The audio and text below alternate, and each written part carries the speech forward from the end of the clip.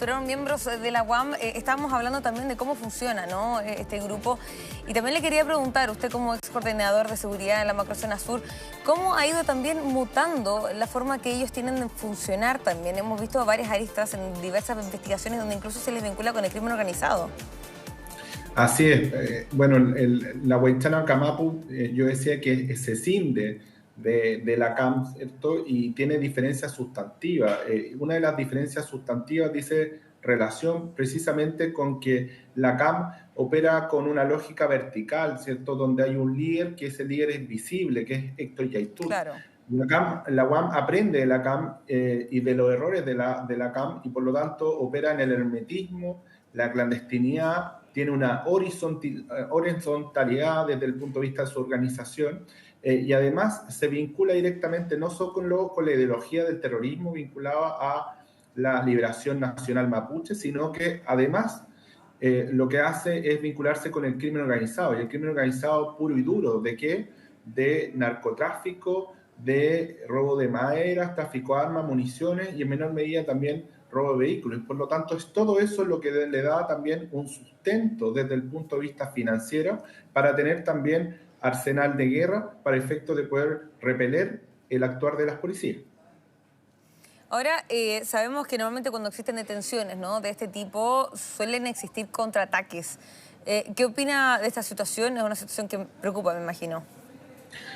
Evidentemente que ninguna muerte se puede celebrar, ¿cierto? Claro. Y desde esa perspectiva hay que entenderlo en ese contexto, pero acá hay una cosa que es muy relevante, y es que las Fuerzas Armadas y las fuerzas policiales están para poder resguardar los derechos fundamentales de las personas mapuche y no mapuche en la macrozona sur. Y una de las orgánicas que está precisamente afectando esos derechos es la Huaychana Ucamapu. Por lo tanto, existe el legítimo derecho de las Fuerzas Armadas de detener a esas personas, y si esas personas lo que hacen es repeler con armas, con arsenal de guerra, y por lo tanto poner en peligro la vida de las policías, de las Fuerzas Armadas o de otras personas, tienen todo el derecho las Fuerzas Armadas y las fuerzas policiales de repelerlo y de defenderse en base a qué? A la legítima defensa y también a la nueva ley Naín Retamal, que los resguarda precisamente en el cumplimiento de su misión. Pero usted, como ha visto, ¿no?, como ex coordinador de seguridad en la Macrozona Sur, ¿cómo ha funcionado cuando existen estas capturas, estas detenciones, estos diversos operativos? Suele verse Sí, un ataque posterior a esto, ¿no?, como una especie de contraataque por la detención y el asesinato también de un integrante. piensa un ejemplo claro en otro lugar de la macrozona sur, en Temucuicui. El 7 de enero del Claro. año 2021 se pretendió materializar un procedimiento policial de contra drogas, ¿cierto?, que se materializaba en Temucuicui, y lamentablemente fue asesinado el subinspector Morales Balcázar en esa oportunidad, precisamente por una orgánica que está ahí, que es la Resistencia Mapuche Mayeco, la misma que atentó contra la ministra Siche y cuya arma está vinculada a la empresa, al robo de la empresa Brinks en O'Higgins de más de 12.000 millones de pesos. Por lo tanto, está todo vinculado, el crimen organizado, el terrorismo y el narcotráfico en la macrozona sur, y por lo tanto lo único importante es que no exista bajo ningún aspecto una relativización de lo que está ocurriendo, donde las familias mapuche y no mapuche diariamente ven afectados sus derechos y libertades fundamentales, y donde el Estado tiene que tener una unidad de acción para afrontarlo y desarticularlo completamente, ese terrorismo, narcotráfico y crimen organizado que está presente.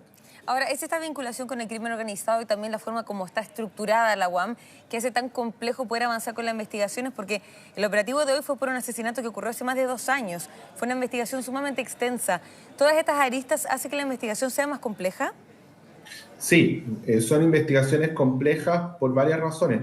Primero, porque los lugares donde se materializan son los lugares aislados, son Claro. lugares donde hay mucha ruralidad, y también por otro aspecto que es muy relevante, que es que si es que llegan a haber testigos, esos testigos son permanentemente y muy frecuentemente amenazados desde el punto de vista de la orgánica radicalizada y terrorista. Por lo tanto, el lograr llegar a la prueba para efecto de poder acreditar los hechos que revisten los caracteres de delito son más complejos. Por lo tanto, se necesita una investigación exhaustiva, y ahí evidentemente hay una cabeza que está haciendo muy bien su trabajo, que es el fiscal regional de la Araucanía, y que evidentemente da cuenta de los resultados positivos por un profesionalismo que se suma también al de las policías y de las Fuerzas Armadas para de una vez por todas poder darle la tranquilidad y la paz que necesitan en la zona.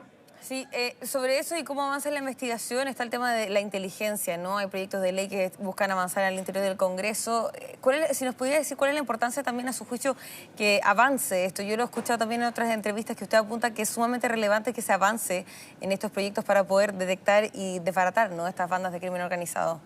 No hay ningún país en el mundo que haya derrotado el terrorismo y el crimen organizado sin inteligencia. Sin inteligencia, las policías y las Fuerzas Armadas operan a ciegas, ¿cierto? Y nuestra ley de inteligencia es una ley que data del año 2004, no se ha modificado ápice alguno de la ley. Usted piense cómo era la violencia el año 2004 y cómo es el 2024. En Claro. 20 años ha crecido absolutamente. En 2004 solo existía una orgánica, que era la Coordinadora Arauco Mayeco. Hoy día existen 10 orgánicas radicalizadas y terroristas, además con un poder de financiamiento y de arsenal de guerra también de otra dimensión. En ese sentido, evidentemente, la inteligencia es fundamental. Hay un proyecto de ley que data del año 2018, lleva más de 2.212 días tramitándose y es fundamental que eso dé a la luz lo antes posible para efectos de poder incrementar la fuerza del Estado para prevenir los hechos de violencia y no solo para prevenir los hechos de violencia, sino para tener todos los elementos para desarticular a las orgánicas. Sí, veremos cómo avanza en el Congreso. Pablo Urquiza, ex coordinador de seguridad de la Macrozona Sur, muchísimas gracias por la entrevista. Que esté muy bien.